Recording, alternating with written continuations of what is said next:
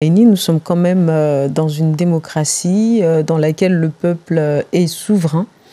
Donc il faut se soumettre au choix du peuple, n'empêche ici... Ce ne sont pas encore les résultats définitifs. Oui, tout à fait, mais il semble que voilà, ce qui se dessine pourra difficilement se contredire, en fait, être contredit par les résultats qui viendront. Donc ici, ce qui est compliqué, c'est que nous sommes un peuple de musulmans, un peuple de noirs, un peuple d'Africains, puisqu'au sein de notre République, nous sommes carrément le seul peuple qui a comme langue locale des langues originaires en fait d'Afrique, hein, qui ne sont pas du tout du créole.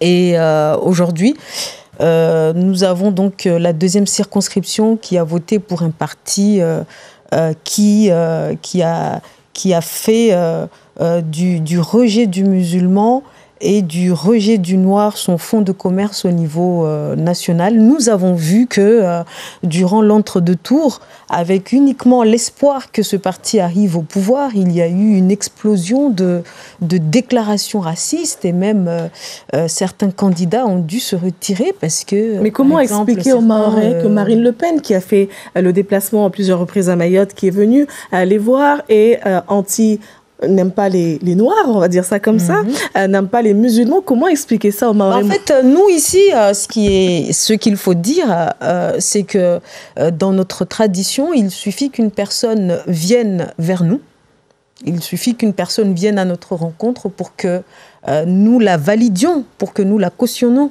Donc, quel que soit après ce qu'elle représente au niveau national, tant qu'elle est venue à notre rencontre, on dit, voilà, une personne qui est venue vers toi, elle t'a honoré, donc en retour, tu dois l'honorer. Et je pense qu'elle a très rapidement compris ça. Et Mayotte est même devenue sa caution morale au niveau national, parce qu'il faut dire que souvent, pour montrer qu'elle n'est pas raciste, pour dédiaboliser le Rassemblement national, ce sont souvent les photos qu'elle prend ici avec les Mahorais qu'elle met en avant. Donc en fait, Daniel ne semble pas du tout être d'accord. Non, il n'y a pas de souci, hein, on est là pour débattre. Il y a une instrumentalisation des électeurs mahorais.